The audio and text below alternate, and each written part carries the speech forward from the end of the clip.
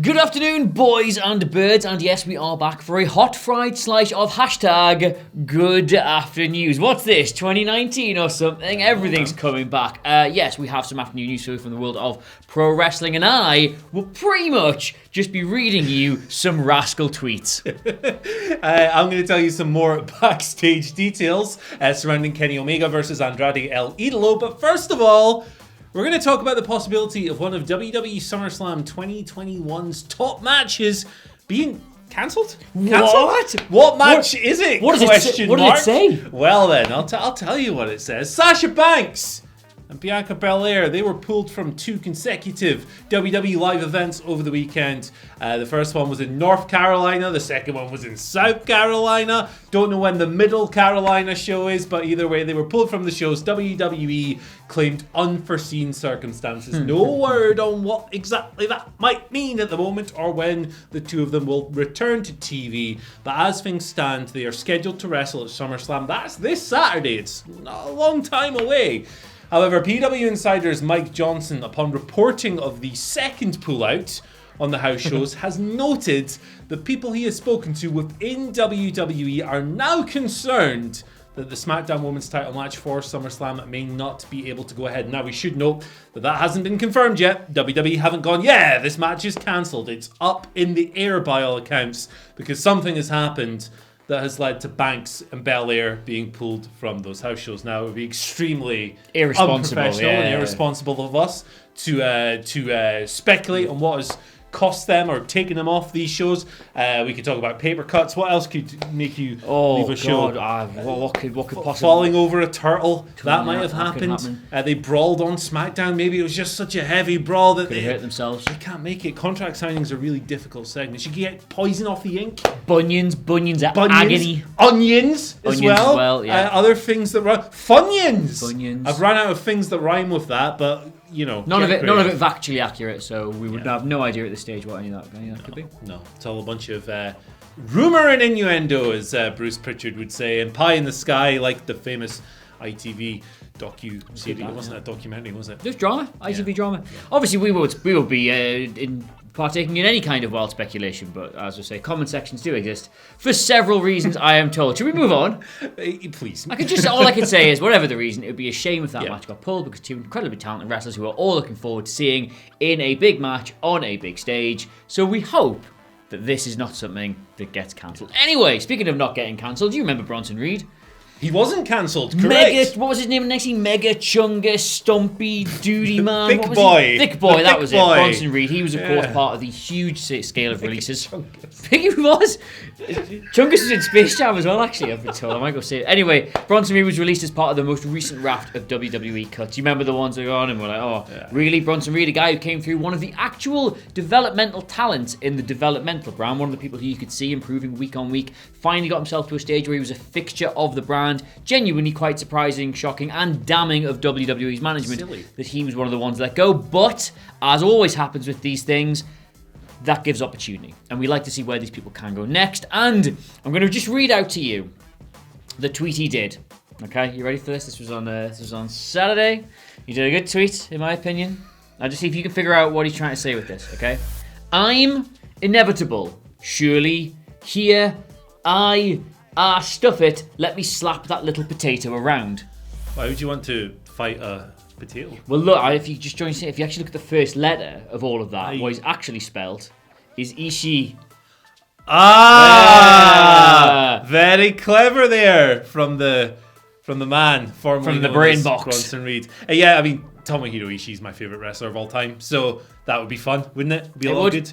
It would. Of course, Ishii was on Impact, I believe, at the time, wrestling Moose. So clearly, he was doing a bit of watching that, and then decided to get himself some in. Then he just later on, he just tweeted New Jonah Pro R ...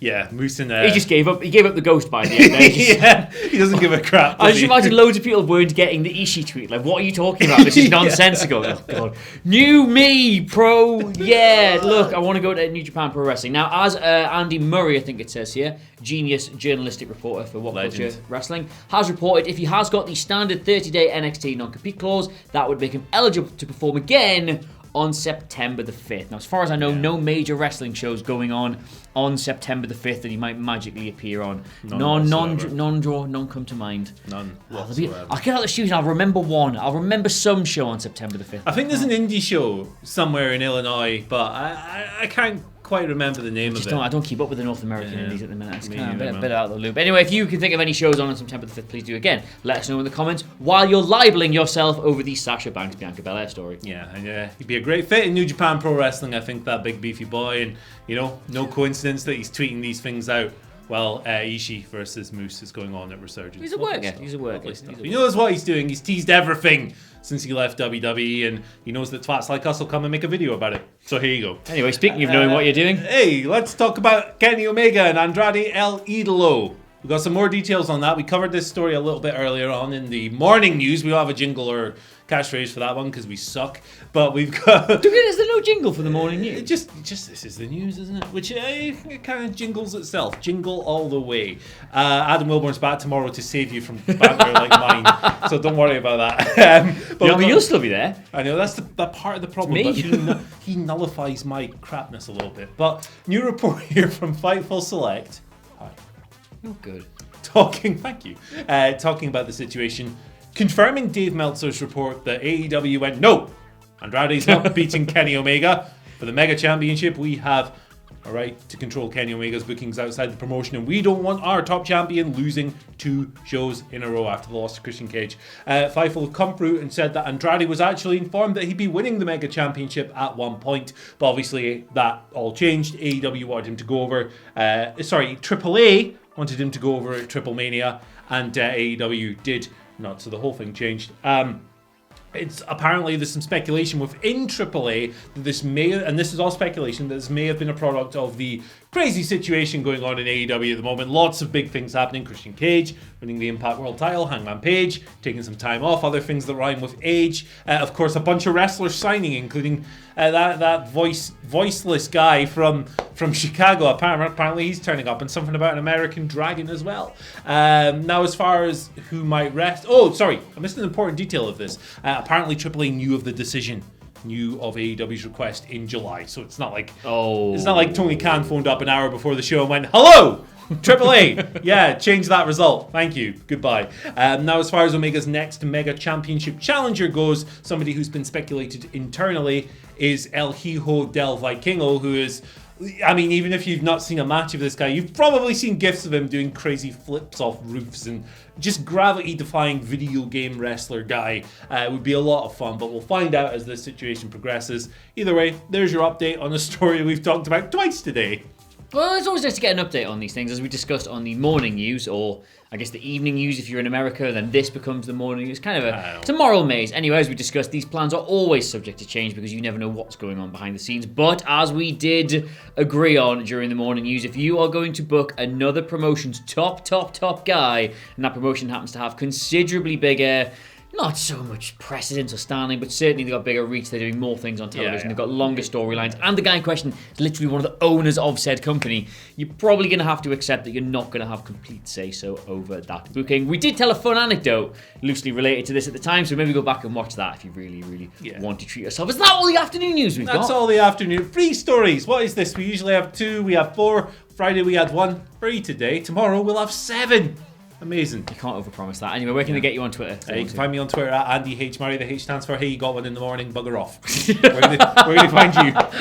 Get me at Adam Cleary, CLERY. The entire WhatCulture wrestling family at your disposal. Indeed, your mercy at www.whatculture.com/gov.org. But in the meantime, this has been Andy, I've been Adam, this has been your Good Afternoons, and we will see you soon. YouTube.